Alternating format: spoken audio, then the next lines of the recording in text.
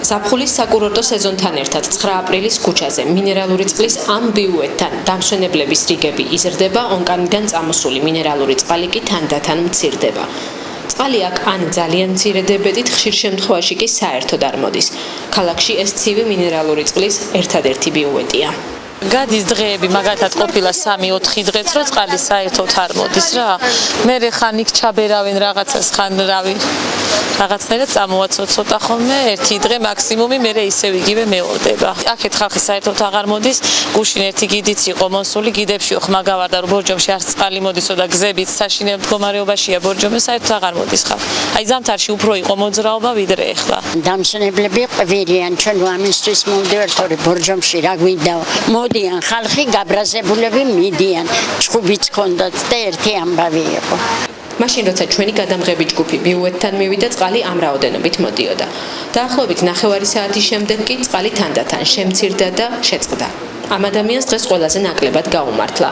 500 გრამი წყლის ავსებაც ვერ მოახერხა. მოდის და საერთოდ წყდება, ზოგჯერ საერთოდ აღარ არის. აი ხა მოხვდით და უკვე ძალიან ცოტა მოდის.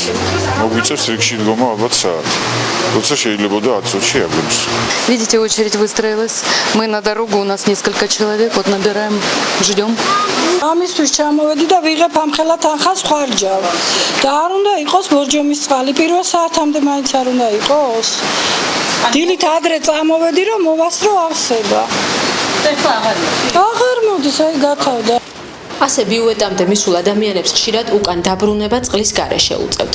ბორჯომის მუნიციპალიტეტში ამბობენ, რომ მინერალური წყლის საკითხი მათ არ ეხებათ. რაც შეეხება წყალზე ლიცენზიის მქონე კომპანია IDS ბორჯომი საქართველოს. კომპანიაში ამბობენ, რომ ისინი ჩამოსული სტუმრებისა და ადგილობრივი მოსახლეობის წყლით უზრუნველყოფისთვის ბორჯომის მუნიციპალიტეტს მინერალურ წყალს უსასყიდლოდ გადასცემენ. ამ კონკრეტული ბიუეტის შემთხვევაში კი ჭაბურღილზე დამტკიცებული მარაგი არის შედარებით მცირე, ამავდროულად წყალი ამოდის თვითდინებით, რის გამოც წყლის ნაკადი მძლავრი არ არის.